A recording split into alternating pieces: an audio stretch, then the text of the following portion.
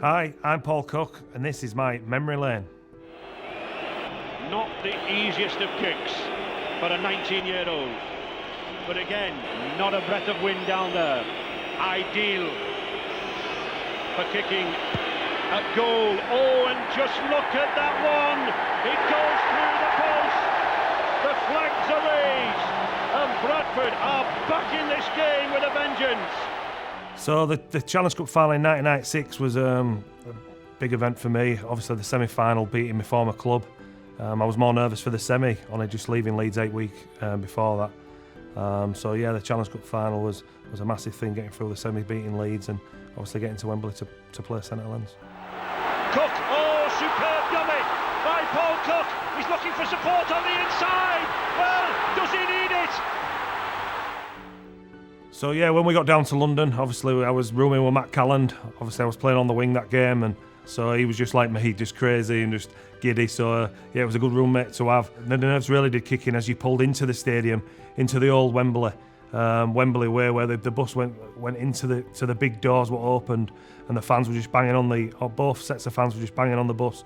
It was absolutely crazy, and you could see people you knew and that. Coming into the tunnel, I think was in the tunnel for about 10-12 minutes after the song of Abide With Me. So that's when he started walking out, but that was massive. You couldn't really see much of the stadium, just probably the top of the stadium at the other side where the Bradford fans was, but that was a long way, and that's when the nerves and the things really did kick in. That walk there to line up for the national anthems and to meet the people you used to meet it seemed like forever. The game went quicker than that did. Going into the game, Saints was obviously the favourites, but within first 10 minutes of the game, Saints went into an 8-0 lead. Steve Prescott scored a couple of tries, and yeah, it looked like we were still on the bus, or we were still looking for families in the crowd because we was 8-0 down at that time, and yeah, it was a bit of a struggle at the start.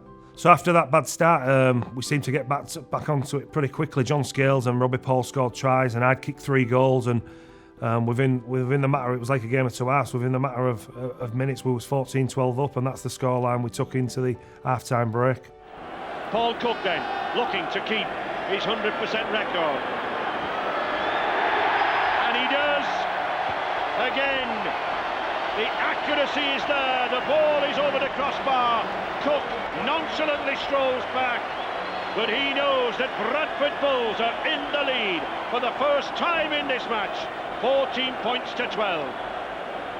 So yeah, half-time was pretty good. Obviously, Brian Smith, one of the best coaches I've played under. One of the, really thorough. He just calmed us all down, kept us all calm, told us what we need to do in the second half, and basically the little things we needed to do, what we'd done right in the first half. So the half-time team talk must have worked, because Bernard Dwyer scored and then Robbie Paul scored again, and I'd kicked a few more goals for 5 from 5. So it looked like it was all, I think it was 26-12 we was winning, so it looks like we was on our way to a great victory.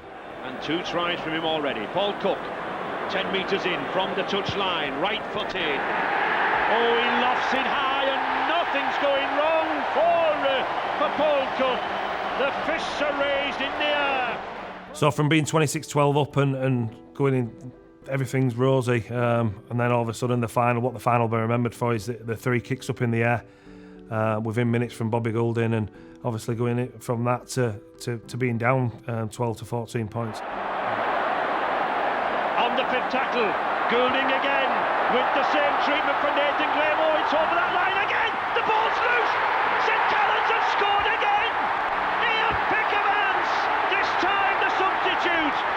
Oh, what a nightmare for Bradford here. So on the back of coming off them 3 bombs, Robbie Paul went and scored his hat-trick try, which was great. And obviously got us to within 2 points and belief again, but then unfortunately Paulo Perellini crashed over, and that was the result. You've always dreamed of touching that trophy and picking that trophy up, but to walk up there, up them famous steps to pick the losers medal up was disheartening and disappointing, but something I'll remember the day and the occasion, can still remember it to this day. The week leading into the final, obviously there was a incentive for anybody scored an hat-trick, was to get £10,000, so we agreed as a club that if anybody was to score the hat-trick, then they'd have half to themselves and half to the team, and obviously that went to the end of season trip to Tenerife. So fair play to Robbie, he stood by that and kept 5,000 for himself and 5,000 into the Players Fund to Tenerife, which was pretty good. A tremendous try, and there is the first ever hat-trick at Wembley. Whether his team win or lose, he's a £10,000 better off. But what a try!